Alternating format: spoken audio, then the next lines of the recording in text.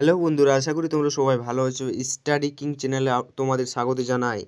আজকে আমরা তোমাদের জন্য ক্লাস 11-এর ইউনিট 5 সংবিধানের অধ্যায় থেকে কিছু গুরুত্বপূর্ণ প্রশ্নের উত্তর নিচে দেওয়া হলো, তোমরা তাড়াতাড়ি দেখে নাও। 1. ভারতের সংবিধানের প্রধান বৈশিষ্ট্য কী? ভারতের সংবিধানের প্রধান বৈশিষ্ট্যগুলির মধ্যে রয়েছে লিখিত সংবিধান। এটি বিশ্বের দীর্ঘতম লিখিত সংবিধান। সার্বভৌমত্ব। ভারত একটি সার্বভৌম সমাজতান্ত্রিক ধর্মনিরপেক্ষ গণতান্ত্রিক প্রজাতন্ত্র দেশ। মৌলিক অধিকার। নাগরিকদের মৌলিক অধিকার নিশ্চিত করা হয়েছে।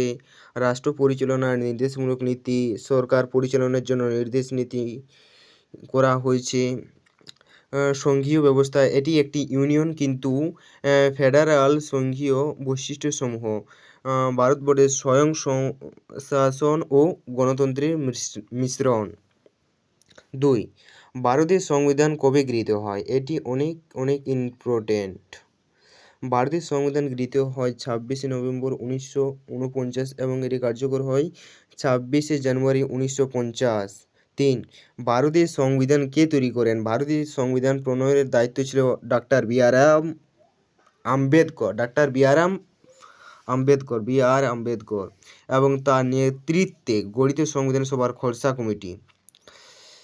4. ভারতীয় সংবিধানের প্রস্তাবনার মূল ধারণা কী? সংবিধান প্রস্তাবনায় ভারতের সার্বভৌমত্ব, সমাজতন্ত্র, ধর্মনিরপেক্ষ গণতন্ত্র এবং প্রজাতন্ত্র হওয়ার কথা উল্লেখ করা হয়েছে। প্রস্তাবনায় ন্যায়, স্বাধীনতা, সাম্য এবং ভ্রাতৃত্বের মূল্যায়নের প্রতিশ্রুতি দেওয়া হয়েছে। 5. সংবিধানের মৌলিক অধিকার কতগুলি এবং কী কী? সংবিধানের 6টি মৌলিক অধিকার রয়েছে। ভারতের সংবিধানে মোট 6টি মৌলিক অধিকার রয়েছে। 1. সমতার অধিকার। 2. স্বাধীনতার অধিকার। 3. শোষণ বিরোধী অধিকার। 4. ধর্মীয় স্বাধীনতার অধিকার। 5. সাংস্কৃতিক ও শিক্ষাগত অধিকার। 6. সাংবিধানিক প্রতিকারের অধিকার।